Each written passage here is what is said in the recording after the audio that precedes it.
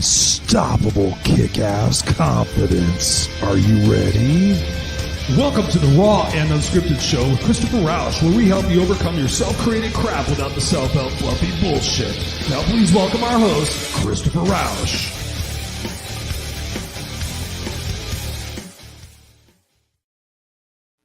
What's going on, ladies and gentlemen? Please welcome Christopher Rausch. Hello, guys. It is Tuesday night, 7 p.m. Pacific Standard Time, and you are at your place for the Raw and Unscripted show. I, of course, am Christopher Rausch, your No Excuses coach. I am your host. Thank you guys all for being here. Whether you're watching us live or on the replay, thank you. Whether you're watching us on the video cast or, of course, listening to us on the audio podcast, thank you very much for doing that. We are in 9 countries right now. We were in 13, but I don't know what happened to the other 2 subscribers from Sri Lanka, but thank you guys, all of that. We're in 9 countries. I just confirmed that this morning. So thank you for wherever you are listening or you're watching this from. We appreciate you so much. This is actually episode number 100 or 202. So we've been actually doing this for a little bit. We started this back in January of 2019.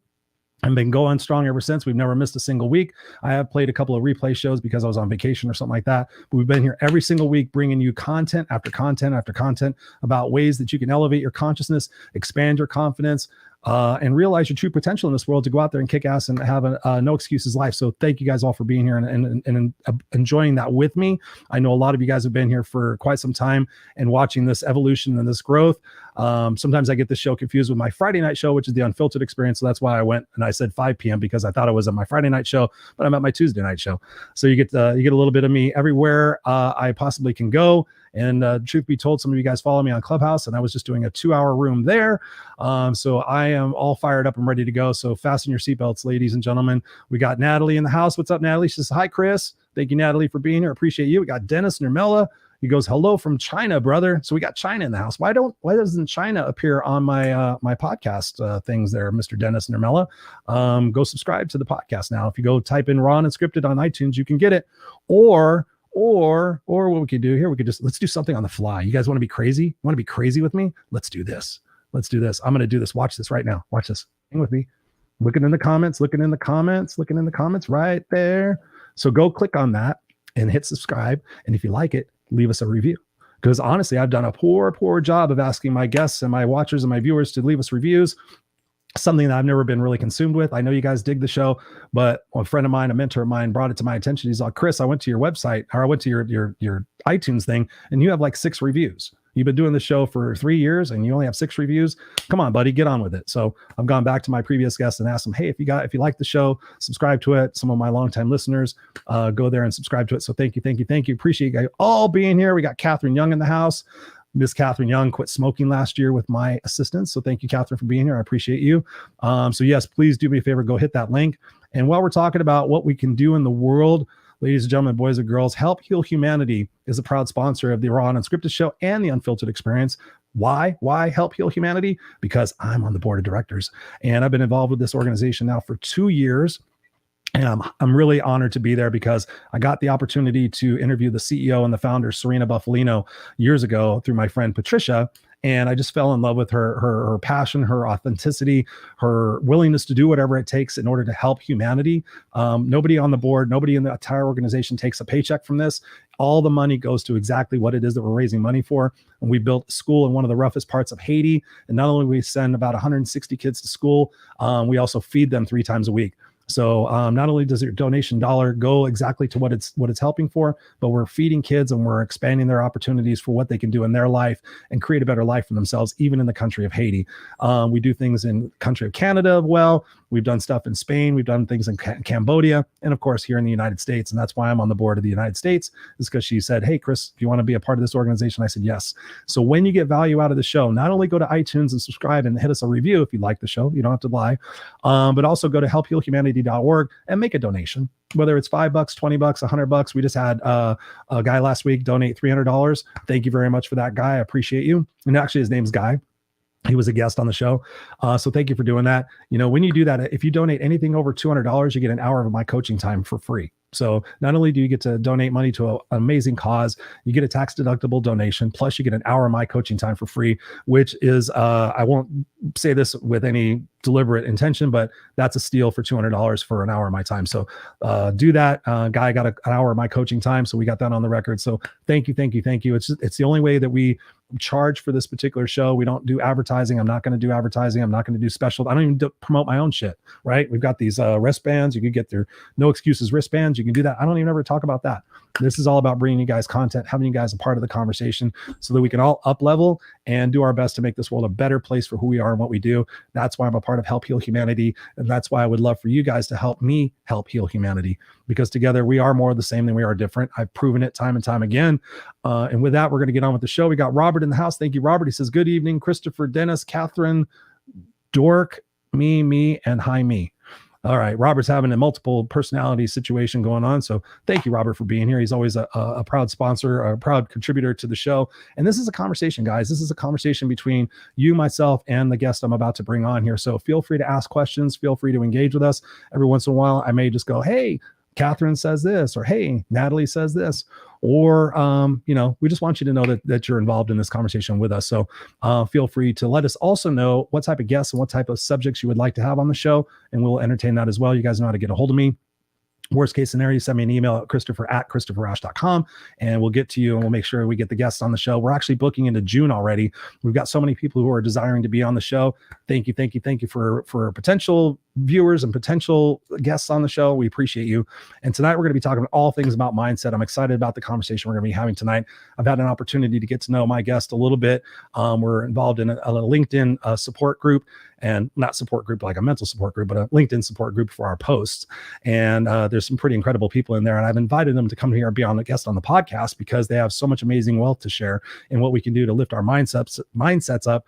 And that is no different. And tonight we have Miss Karen and Bulluck welcoming to the Raw and Unscripted show.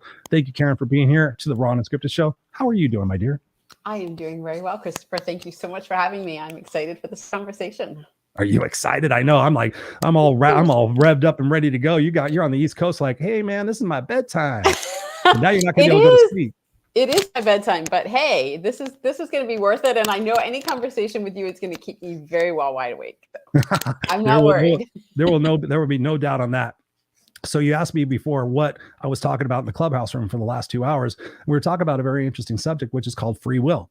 So I'm going to ask you, I'm going to just dovetailing off that conversation. Do you believe that we have free will, free choice? And what's your ideas about that? And what can we do to stimulate that creative process behind that free will choice that we do have? Wow, that's a deep conversation. I'm jumping right at the deep end, baby. Let's just go, baby. I've been going. Yeah, absolutely.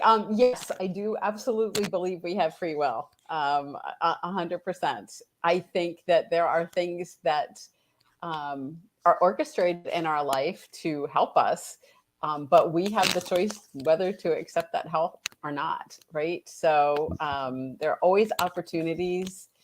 There's always gifts in our way, and we have the choice to go down that path and take them or not. And hopefully we're taking them, because the opportunities that we're presented with are often for our growth, for our being excellent, for our what I would like to call living up to our full potential, really the opportunity for us to really share all of our gifts and talents to the world. And I think we're presented with those opportunities, but we don't always take them.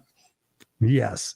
So why don't we take them? If we know that we have free will and free choice, and we know that we can get ourselves out of many situations that we're in, why do so many people choose to be stuck? Because we're afraid. And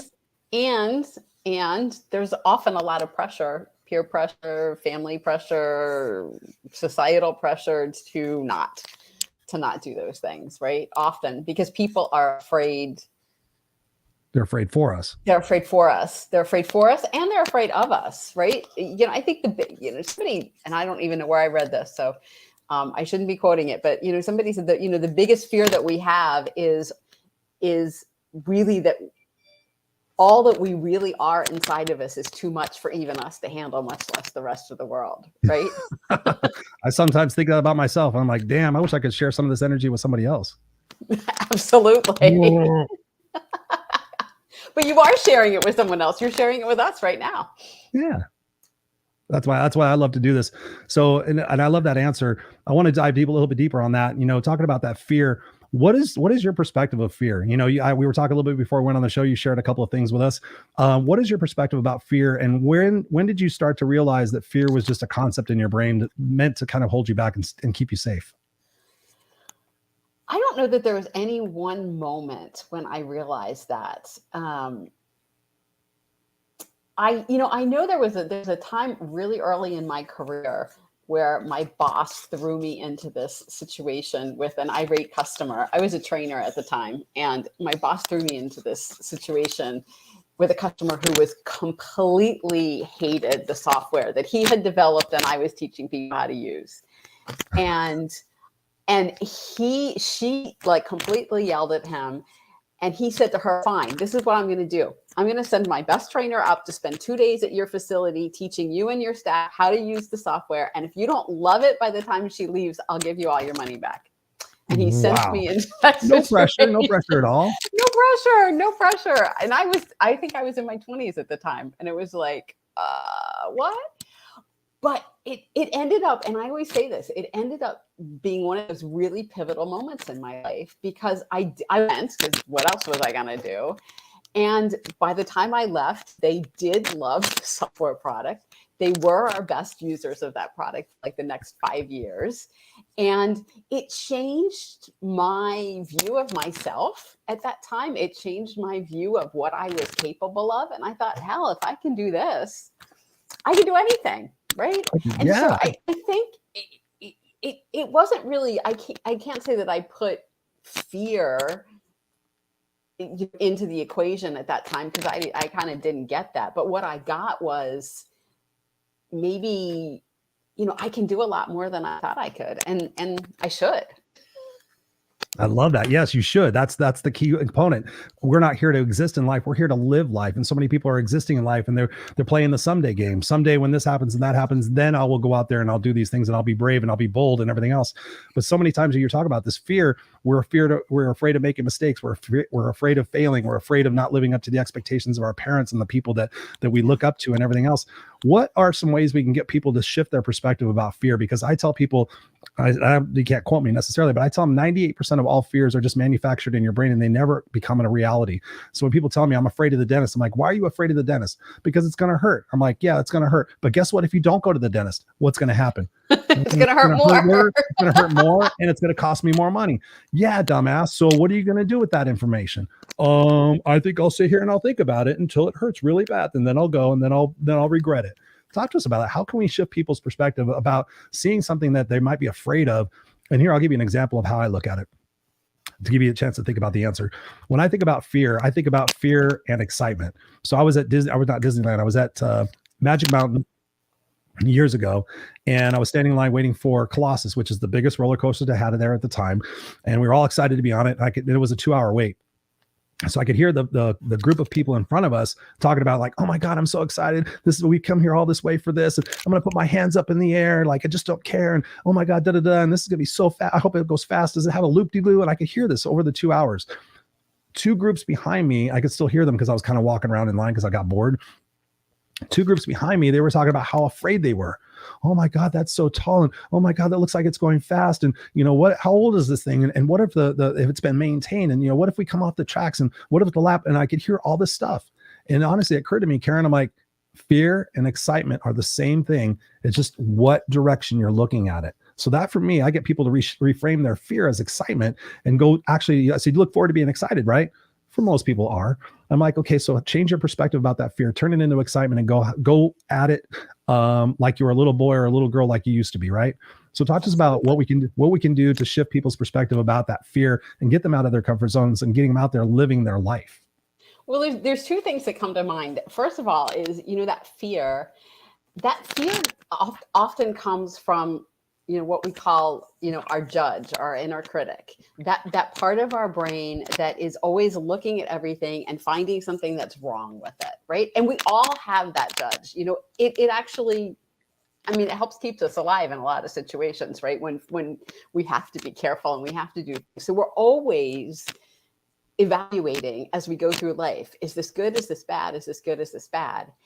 But that judge is actually what often holds us back. That judge is what creates the fear, right? So being aware of that judge, what we're judging, whether we're judging ourselves, other people, or circumstances, that judge is what keeps us from opening up to new things, because it wants to shut us down. It wants to keep us safe. So it's that inner dialogue of, this is bad, this is bad, this is bad, this could be bad, this could happen. So that's absolutely one thing. But to counteract that, there's a technique that I use with my clients called looking for the gift, right? And it's looking for, when you look at a situation, instead of judging it, or when you catch yourself judging it, you look at the situation and say, what could the gift be in this situation?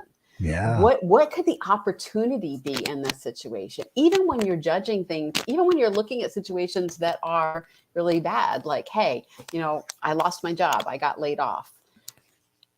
You look at that, oh my God, that's so bad, that's horrible. Everybody keeps telling you it's horrible. Well, okay, maybe it's not great, it's not a good feeling, but what opportunities does not having a job open up for you? Yes. Does it give you an opportunity to find a better job? Does it give you an opportunity to start your own business? Does it give you an opportunity to do that volunteer work that you've been wanting to do? Write the book, start a singing career. I don't know, whatever it is, but what opportunity does that bad thing offer you? So if you pay attention to the judge and the bad things, and then you start to look for the opportunities in the bad things, it can really change your perspective on things. I love that, Karen. I love that, Karen. I'm not sure what you got going on, but something is rustling in your background. That's kind of, do you have a microphone? Yeah, I do. Hold on. I know what it is. Hold on. just wanted to let you be aware of that. Yep. Yes, and thank you for that. I mean, it really is. It's about feeling ourselves empowered by the fact that, what can I do to shift my perspective about this?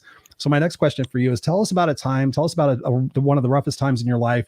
Talk to us about that experience and what it is that you learned and what it is that you did to get out of that experience, so people can get an idea of who Karen is as the leadership expert, as we're talking about, how to stop struggling. What was that time in your life where you were like, oh shit, wow, I'm really in a bad spot? Talk to us about that and what it is that you got yourself to do to get out of it.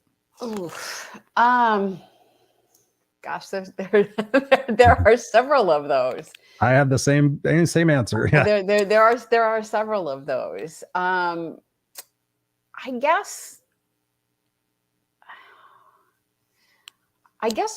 when I was, in my 30s, and this is probably the first time, I was in a really bad work situation. I was really uncomfortable with my boss, and I was really, but I felt trapped, and I felt like I didn't have any options. And I thought, well, I've got to do something. And so I did a lot of research, but the most important thing I did is really ask for help. I went to someone else and I said, okay, I'm in this situation. I need help. I need your help specifically. And what happened out of that is the person I asked for helped me in a way I totally didn't expect him to. So I asked him that help in helping me, put my resume together and be a reference for me and do these other things. And what happened was he did a reorganization in his department and made a job for me so that I could come back and work for him. Oh, sweet. And it really, we can't be afraid to ask for help when we're in situations. And I think so many people they think they have to solve the problem themselves. And I think one of the things that's really served me well over the years, in my career, in my personal life, what I'm doing now is I'm not afraid to ask people for help. Yes, I want to figure things out. Yes, I have a strong independent streak, but at the same time, it's like, why reinvent the wheel, right? Why do something yourself when somebody else has already been through it or knows something about it or can help you? So I think that's probably been one of the best ways that I've gotten myself out of bad situations, is asking for help. Karen, I love that answer. I love that answer so much because so many times we're in our ego. We're in our, I got this. I don't want to, we think that we ask for help, that it's a sign of weakness. We go back to when we're little boys and little girls. What happens in school? If we have the wrong teacher, if we ask the wrong question, then we're made to be look like fools. Yeah. I know in school, I had a vision situation. I was supposed to wear glasses when I was a kid. I had a hearing problem in my left ear. So I wouldn't always hear or see the right things, but I would still ask the questions. But I soon enough found that I felt like a dumbass by asking the wrong questions or not phrasing the questions correctly. So I quickly learned, like, I'm not going to ask authority figures any questions because I don't want to appear stupid. And so I would sit there and figure like, okay, I'll figure it out. I don't want to appear weak or stupid or anything like that. And it wasn't until I met our fellow mutual friend, Miss Sally Anderson, I've known her since 2010. This is crazy. I've known her since 2010 on social media. I've watched her go through her various iterations of her life, and we know what her life has been comprised of. She's been a guest here on the show a few times. But it wasn't until 2019 when I finally just came to my wit's end and was like, you know what? I'm a coach. I haven't had a coach. I've had coaches, but not a proper coach.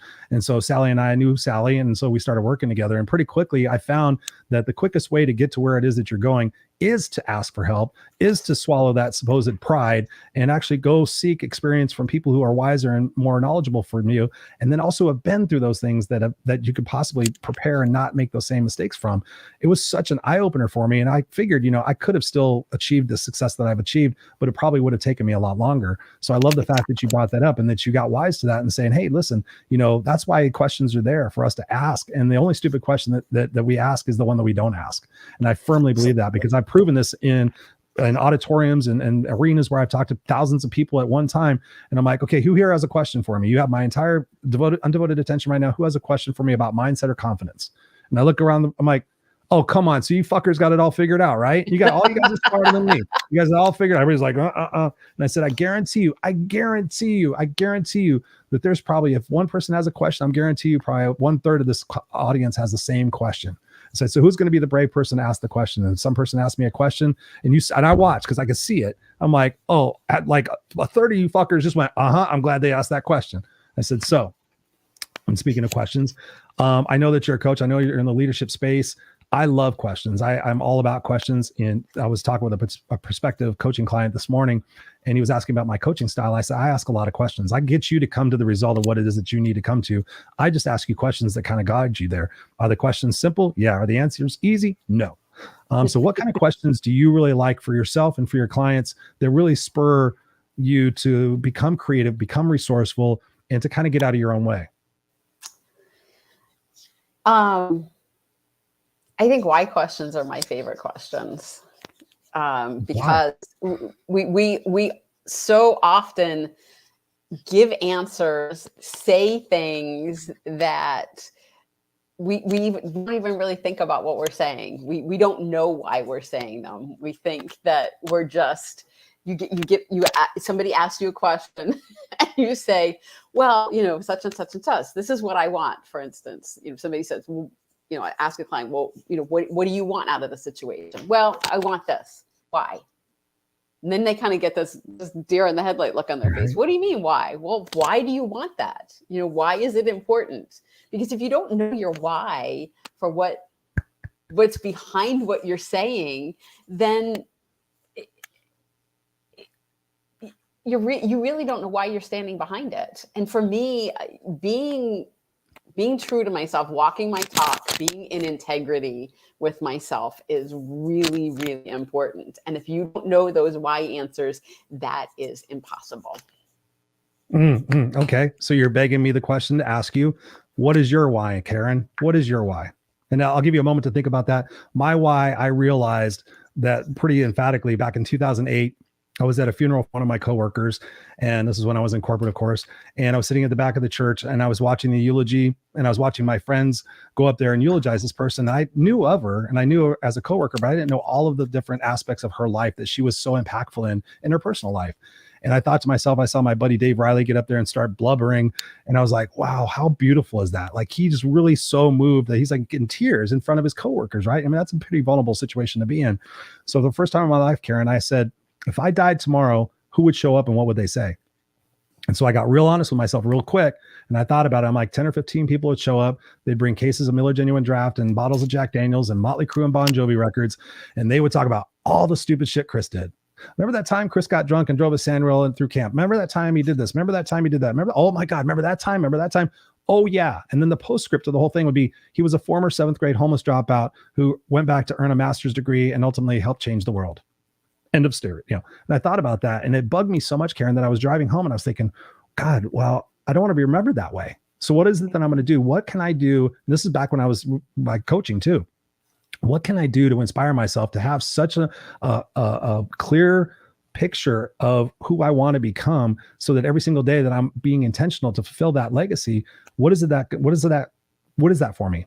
And so I went home, and God is my witness. I sat there and I thought, oh, well, dumbass, write your eulogy. And most people don't want to think about their death. The 2 fears are dying and public speaking, both of which I do and actually addressed. So I sat down with pen and paper and I started writing my eulogy. I had no idea what to do. I didn't Google, how to write a eulogy. I just wrote, Christopher Rausch was an amazing father, blah, blah, blah. And I kept writing, and I had no idea where it was going to go. And then ultimately I finished, I did an 8.5 by 11 page. I figured, okay, that's good enough. I got up, went to my kitchen, got some water. I came back and I literally pushed it aside on my desk. Like, okay, I wrote the eulogy. And like, okay, I'm on to the next thing. I got all these other things to do. And I sat there and I said, wait a minute. Something told me, like a whisper, a nudge, something said, no, Chris, pick it up.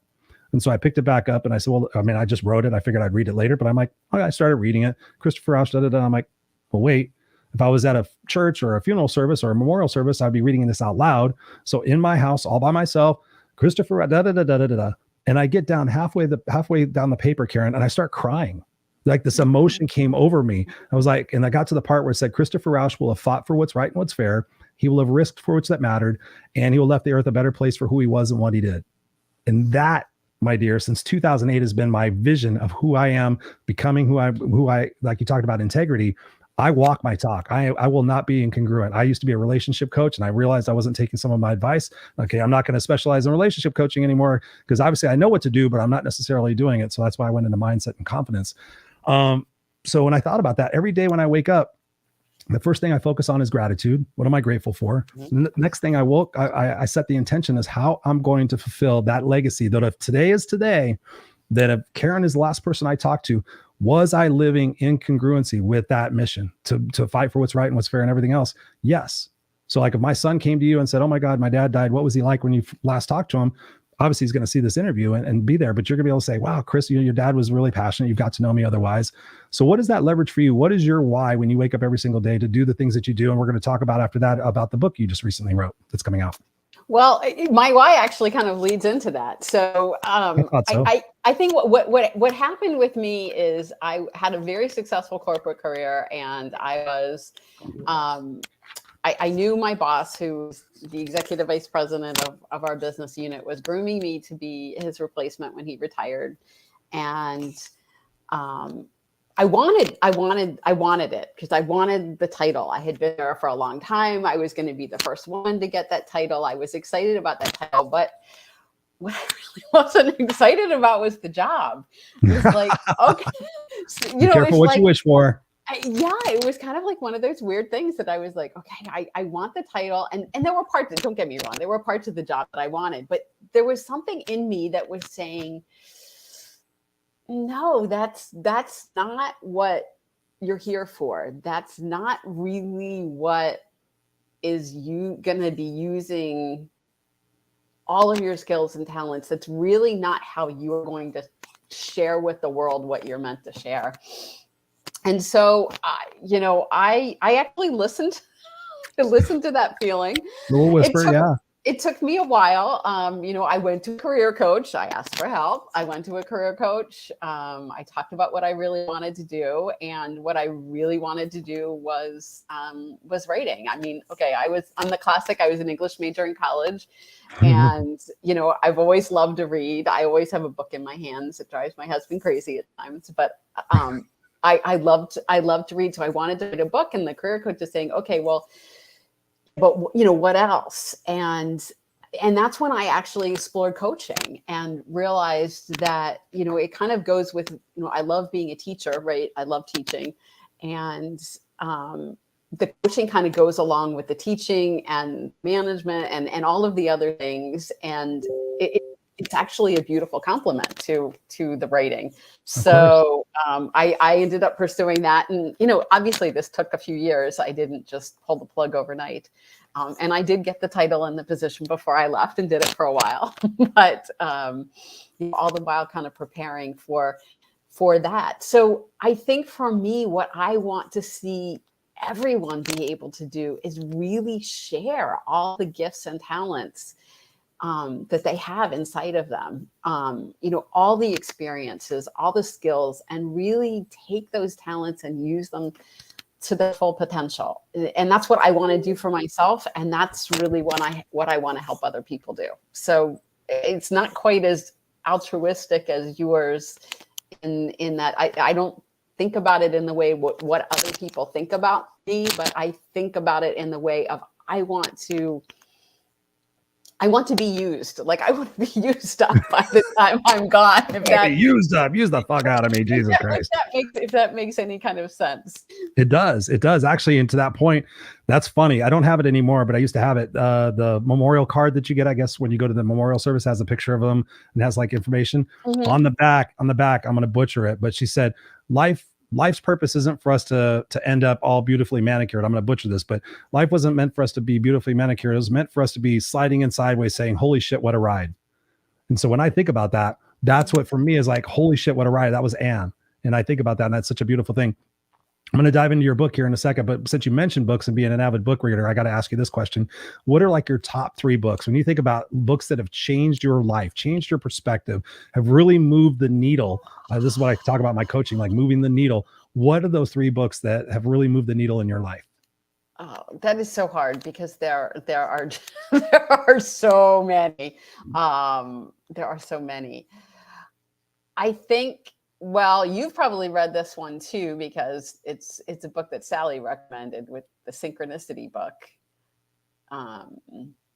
With what's his name? I can't even remember. It's called Synchronicity. I'm not sure that I have read that one. Oh my gosh.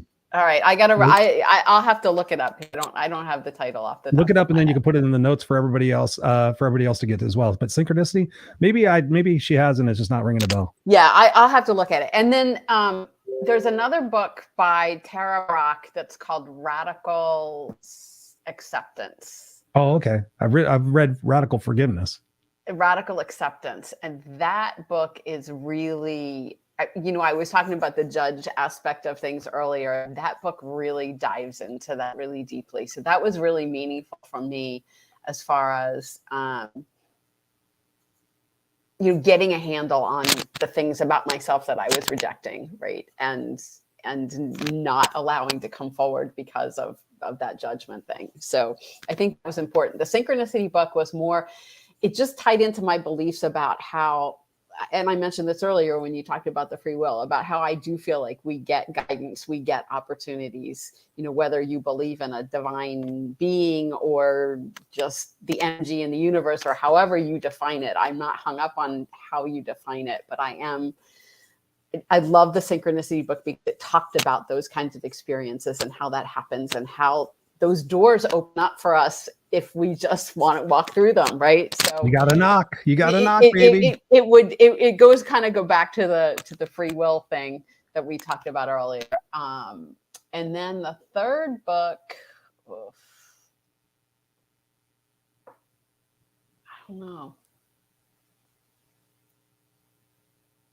don't know. Those are the 2 that I can think of right now. Okay, when you think of the third one, let me know. So I'll give you 3, and then we're going to dive into your book. So I'm going to say, I was just quoting this book the other day, The Big Leap by Gay Hendricks. Have you heard of that one? I have heard of that one. I have it in my library. I have not read it yet. That one is phenomenal. He talks about you're operating your zone of greatness, your zone of excellence, or your zone of genius. And that's when I realized when I was in corporate, I was in my zone of excellence. I have a master's degree in organizational management, over 26 years in corporate leadership, do it in my sleep, international logistics, all that stuff, zone of excellence. And I read this book and I'm like, zone of genius, what's that? Oh, that's the shit I can do without even thinking about it. That's me coaching. That's me speaking. I could do it all day long. I love helping people. I love inspiring people. I could do it without even, blinking, really. So that's one book. The other book that's coming to my mind is The 4 Agreements, because I love the simplicity of it. Yes.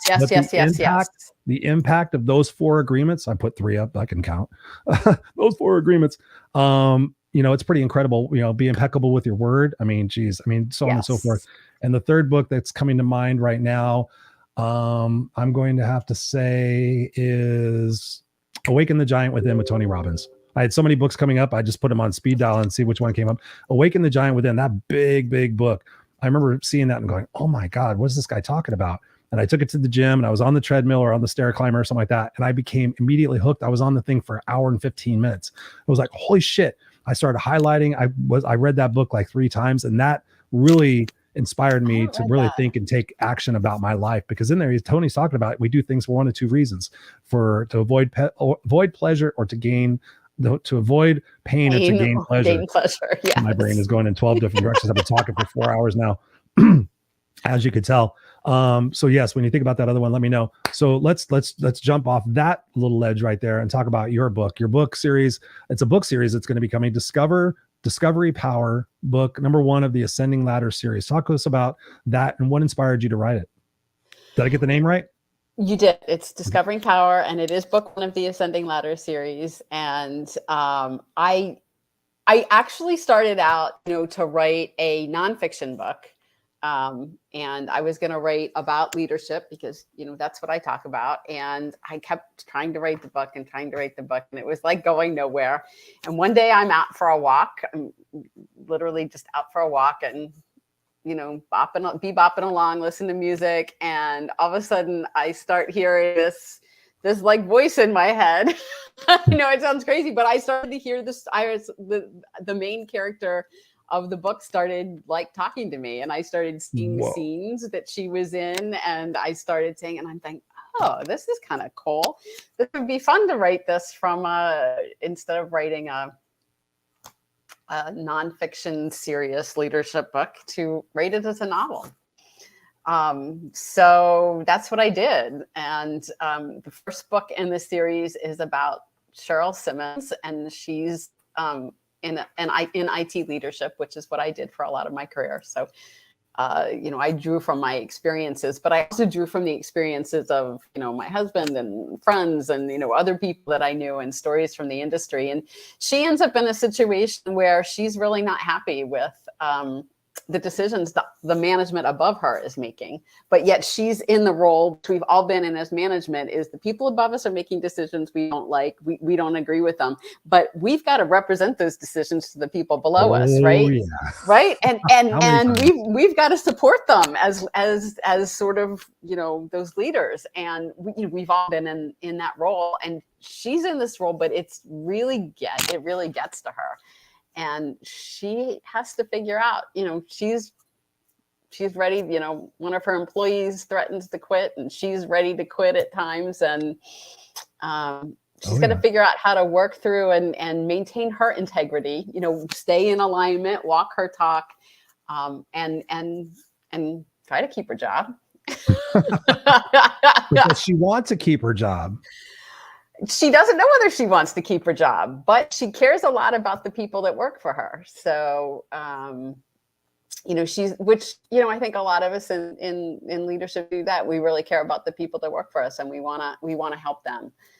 So she's driven by that too. And so, it's fun. I love the ways that, she evolves in the book, and I love the decisions she makes. She takes some risks. Was that intentional on your part, or did it start writing itself, like kind of through you? It started writing itself, to be honest. Yeah. My characters write it because I've actually written the sequel to it. Book 2 is in the final stages of being finished, and that one, the characters and there's the first book is told from Cheryl's point of view, but there's 3 points of view in the second book. So there's other characters that wanted to have a say.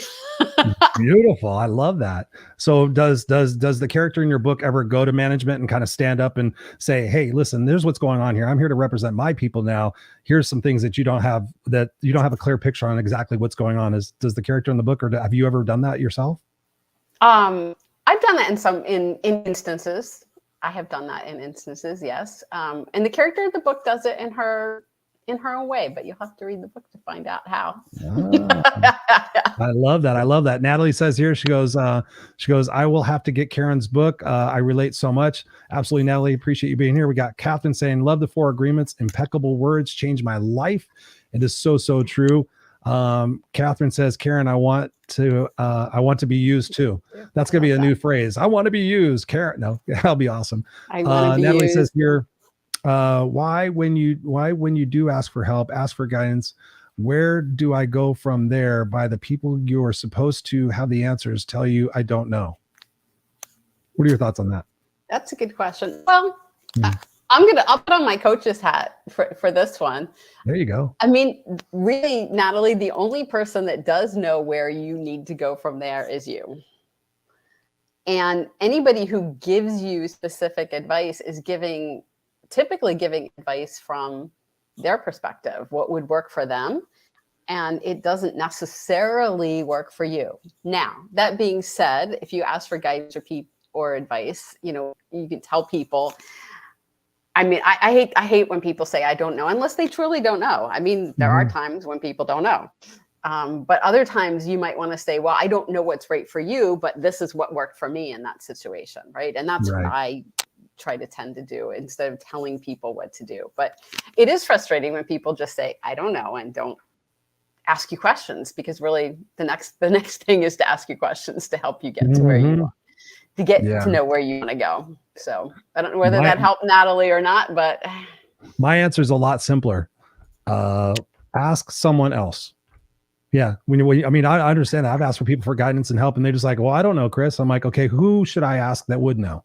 Where do you get your advice from? Yeah. And so, never stop with that. If somebody is in an authoritative position or a leadership position and they tell you, I don't know, that's definitely a person that you do not want to be leading or mentoring you. You want people who, if they don't know the answer, like I would say, if my staff would come to me and say, Chris, and if I didn't know, I'd say, I don't know, but let's explore it together. Come around my desk and let's Google it and find out. And then literally I would do that every single time. Fortunately, this is the time when we had internet and stuff like that. Some of us old workhorses were around before the internet.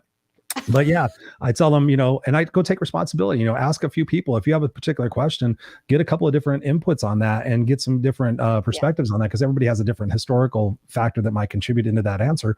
But that's a great question, Natalie. Thank you for asking us that. It is a great question, Natalie. And Natalie, if you want to sign up for pre-launch info on my book, go to ascendingladders.com.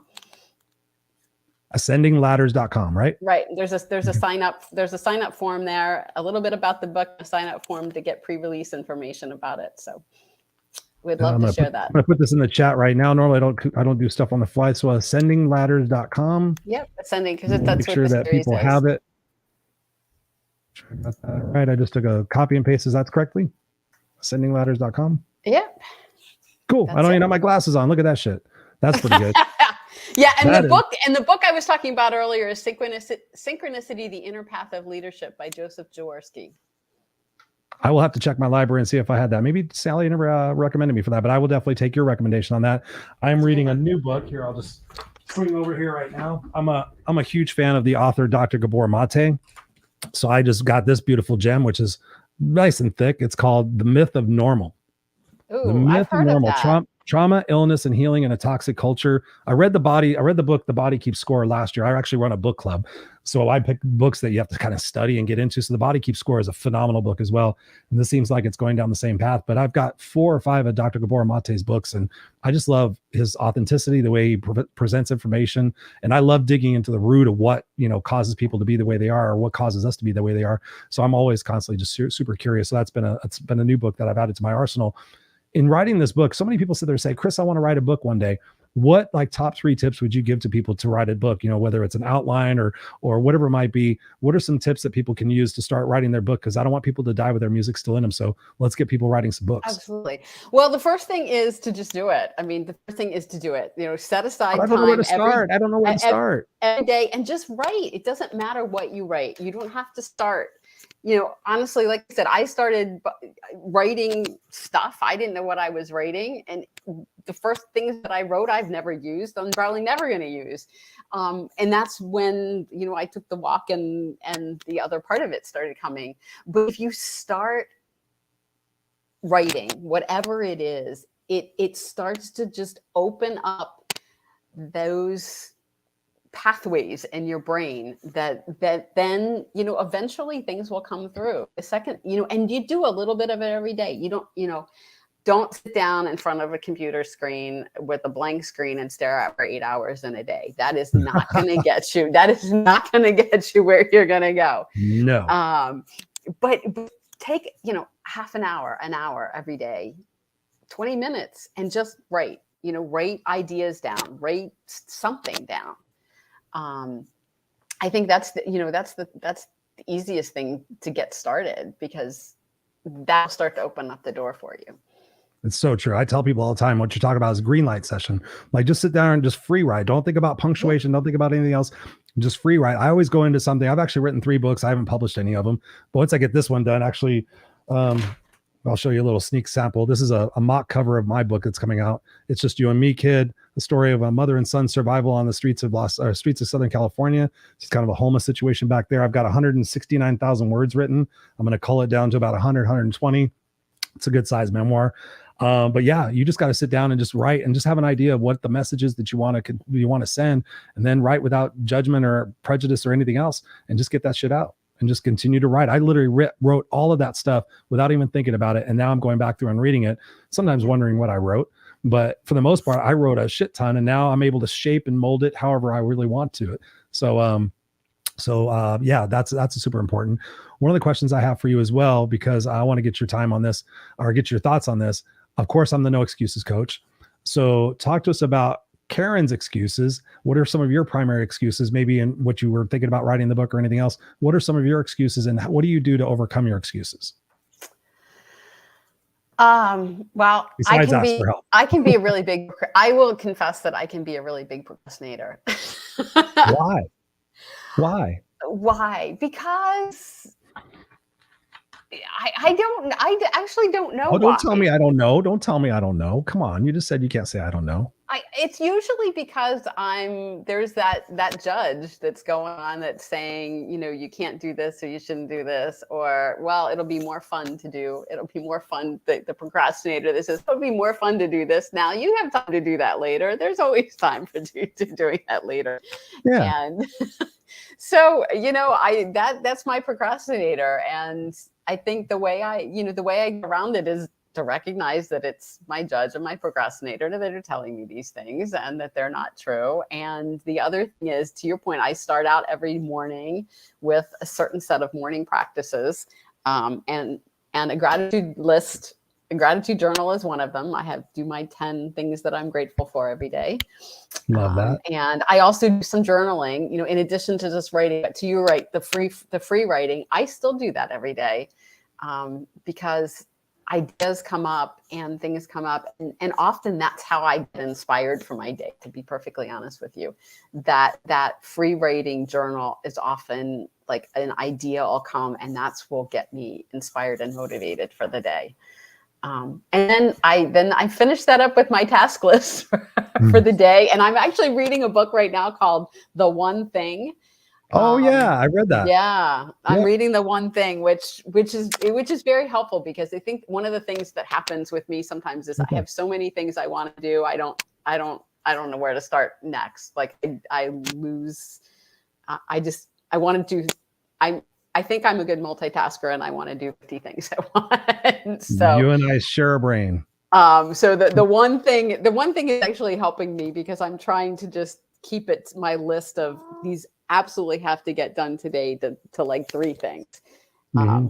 And I have, obviously some, tick off the box easy things too, but I'm trying to really focus on just 3 constructive, productive, big things to do in a day. Nice. Yeah. Who's the author on that? I have the book up there and I can't remember the author. I followed him for a long time. He came out with a podcast for a minute. Super articulate guy.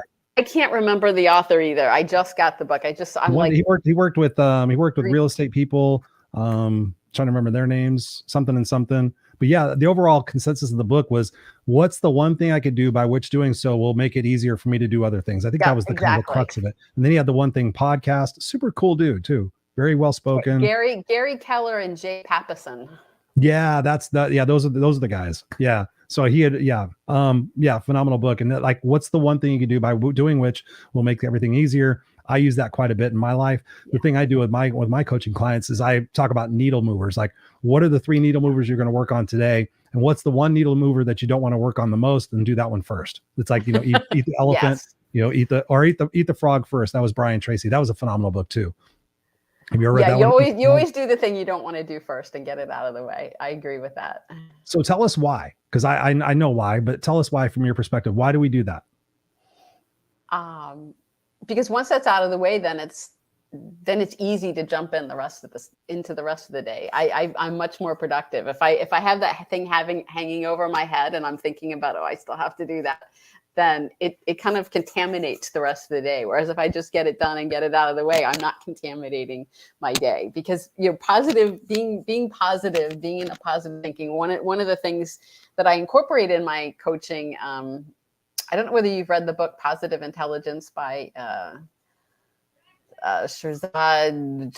I never can remember his name, but anyway, I've done some studying. So that's actually part of what I incorporate into my coaching practice, this thing called Positive Intelligence. And it's really great tools and techniques to stay in a positive mindset. And I love to use that with my clients too, and myself. Awesome. That's exactly my answer as well. I tell people, by the which, when you think about it, you wake up in the morning like, I've got to make that phone call. I don't want to do it right now. So you got that thing hanging over your head a whole day. So the things that you get to do that are easy, are you really doing them? Are you really immersed in them? Because you're constantly thinking about that one thing. Just get that one thing out of the way and be like, hell yeah. And then you celebrate, you do your little celebrate victory dance, and then you go on to the other things. So, and then the rest of the things are more enjoyable. Yeah, they are. Because I got the monkey off my back. So that's what I subscribe to as well. Who is your book for? When you were writing that book and you were thinking about, is it powerful women? Talk to us about the demographic of who you want to read this book. It is really powerful women. It's women in leadership roles or aspiring to be in leadership roles. But I mean, honestly, my husband read it and he really loved it. So, I don't think it speaks only to women, but it's written more for women. Women who are, it's really for anybody in the workplace who is struggling with how to maintain their integrity, how to keep that alignment with who they really are and maintain their values in the workplace. Bam. There you go. You got a new fan. Natalie says here, she goes, you are so inspirational. Bam, thank bam, you, Natalie. bam. She went on to share here back here. She goes, I work in I work in retail as a manager for 22 years. Thanks, guys. So you're already helping people. Again, guys, go to ascendingladders.com. Be on that wait list as much to get there for that as well. Karen, I told you the conversation was going to go by fast. It's already been 52 minutes. Oh my gosh. Boom, boom, boom. I told you. I knew it was going to go fast. We were excited for this conversation. I could go down so many different rabbit holes with you. Would love to have you back on the show and talk about more stuff. Where can people get a hold of you to continue the conversation with you aside from the Ascending Ladders? LinkedIn is my preferred social media. So Karen Ann Bulluck on LinkedIn. You want to just kind of spell that out for people listening on the audio podcast? Yeah. Oh, sorry. Karen Ann, KarenAnnBulluck. There are 2 U's in my last name instead of a U and an O, like most people spell it. So there's that. And then the other way you can get a hold of me is my website, which is daringtotranscend.com, because my company is called Daring to Transcend. And I love that. Daring to transcend all the bullshit, all the excuses to live a kick-ass life and love who I am in the process of it. Amen. Amen. Karen, this has been a beautiful conversation. Thank you. Thank you. Thank you. I know it's way past your bedtime over there. I'm going to place you backstage. I'm going to end out the show for a second, but don't go anywhere so I can personally thank you. This has been beautiful. Thank you for being here. It's been awesome, Christopher. Thank you so much for having me. It's been a blast. You're welcome. We'll do more of it. So there you have it, boys and girls, you amazing souls, my misfits for life. Thank you guys very much. I call you guys all my misfits for life family, because we all are misfits and we all belong somewhere. Catherine says, I'm buying this book. Hell yeah. Ladies and gentlemen, what do? I bring you guys the amazing guests that have the answers that you guys are looking for, that we can all learn from. I learned tonight as well. There's a book that I haven't read, so I'm going to definitely get that book. I have God's Honest Truth. I probably have about 14 physical books that I have not read because people give me recommendations, and that's kind of my little treat for myself as I buy them. And then I probably got another 20 books on my Kindle because I was reading books on my Kindle. And then I stopped doing that. And I went on my Kindle the other day and I'm like, holy shit, I forgot about all these books that I bought. And then I have Audible account. So I listen to 3 or 4 books a month. So I'm constantly learning and growing. What are you doing? What books are you reading? Put them in the comments. Let us know whether you're live or on the replay. What books are you reading? What books have changed your life? And yes, great show. Thank you, Catherine. I appreciate it. Please, again, as we go back and kind of review what we've been doing and talking about tonight, would love, and appreciate you guys. I normally don't ask. We talked about asking tonight. It's the power within ourselves to ask. Please go to apple.com or wherever you get your podcasts and type in Raw and Unscripted. Check out the show. And if you like it, dig it, subscribe to it. If you've been a longtime listener or a viewer, write us a review, please. Just whatever you can say, just write us a review. Even if you don't have iTunes, you can download it real quick, write the review and delete it. I would appreciate and love you guys for that. That's one of my focuses right now. So Robert says here, I was digging into that slogan book from Friday this morning. The slogan book from Friday this morning. What was the slogan book from Friday? Remind me again what the slogan book was. So there you go, ladies and gentlemen. So here's what I want to ask of you. So you've been inspired tonight. Hopefully you've taken my advice and you've written a couple of things down. I keep sticky notes by me all the time. So I'm constantly taking notes. Take some notes. Put some actionable items on your computer monitor. And then every day when you wake up and you set the example or you set the intention for what it is that you're going to do, I want to learn and grow today. I want to become a little bit better than I was yesterday. Put those notes right on. I mean, I've literally got 4 sticky notes right in front of me that help me stay intentional. Even one of them I'll share with you. This one, it says, and I've talked about intentions all the time. It says, am I being intentional? Am I, Christopher, am I being intentional right now? Am I working on the things that I need to do to be moving the needle on the things that are most important to me? Yes or no? No. Am I focusing on what's most important? Right. So when you think about sometimes like me, Karen was the same way. We're amazing multitaskers because we do so many different things because we like the shiny bell. Ooh, there's that. But what do we really accomplish? So for me, it's like, am I focusing on what's most important? Yes or no? Am I focusing on the needle movers? Am I focusing on the 3 things I said I was going to get done here in the first quarter of the year? If I'm not, stop doing it, Chris. Snap the rubber band on your wrist and say, no, I'm not going to do that. I need to redirect my attention back to what's most important. Otherwise, we're not going to accomplish shit in our life. We're going to wind up at the end of our road. And like they say in the book, The 5 Regrets of the Dying. Another great book, by the way, in case you need to see it. I should just keep it next to me because I'm constantly referring to this book. I should get reward points or something like that. The top 5 regrets of the dying. The number 1 regret of the dying is that people lived the life they thought they were supposed to live and they didn't live the life they wanted to live. Can you imagine that? Can you imagine being on your deathbed? Can you imagine finding out that you got terminal cancer and you've got 6 months to live and you think about all your entire life, all the risks you didn't take, all the fears you had. Oh, I'm afraid of what so-and-so is going to think of me. Well, shit, I'm going to be dead in 6 months. I should have went after that and lived my life instead of just existed in it. I am so super passionate about this. I just talked to a prospective coaching client this morning, and he was kind of blown away at my delivery of what I'm so passionate about. I don't want you to guys to die with any regrets. I don't want you to be a statistic in that book. It's what you do today. It's what you decide who it is that you're going to become tomorrow. When you go to sleep tonight, tell yourself, I'm going to be a different person tomorrow. I'm going to be just a little bit different. I'm not looking for like massive shifts in your perspective. I just want you to kind of go click. Hey, life is happening for me, not to me. Hey, can I be excited about some of the challenges in my life because they actually teach me things? Just little adjustments you start making in your perspective and your intentions every single day, you will start to change. And as you start to change, like we were talking about the one thing, there's another great book out there called The Compound Principle by Darren Hardy. He was the editor-in-chief for Success Magazine. That compound interest every day, you start committing to that, you start changing and evolving like Catherine's done when she quit smoking, and like Natalie's doing, like all of you beautiful people are doing.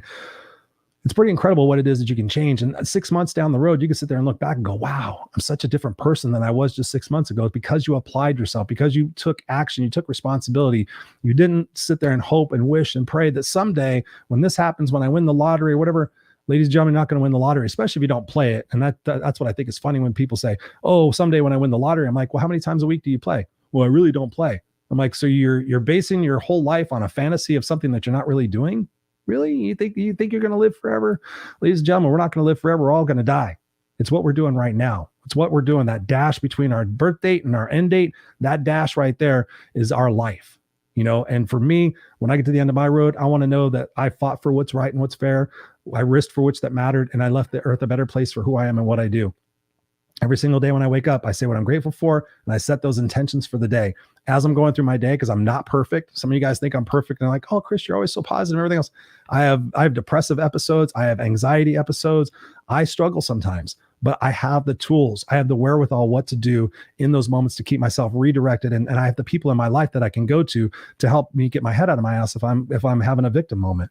So it's important to have those tools in your resources, and it's important to draw upon those, because at the end of the day, again, it's all about not having regrets. So what is your why, ladies and gentlemen? Please connect with Karen, get her book, support her, let her know that you've watched her on the show, and continue to shine your freak flag, continue to rock everything in your life. And we'll be back here next week. You guys are always asking me, like, who's on next week? Who's on next week? Next week, it might be, because you also guys asked me not to have guests so often, which I thought was kind of funny. But tomorrow, next week actually is a solo show. So next week is just me.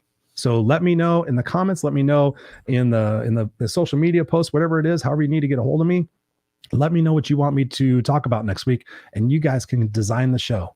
If you want to ask me questions, send me some questions, and I'll answer those questions on the air. We'll have a conversation about it, just you and I, next week on the show. So Tuesday night, 7 p.m. Pacific Standard Time. Put it in your calendar. Put it as a reoccurring appointment. We're here every single week. And again, if you haven't listened to the audio podcast, please go subscribe to that. And we'll be back here next week on the Raw and Unscripted show. I'm Christopher Rausch, the No Excuses Coach. I love you guys. Go be brilliant.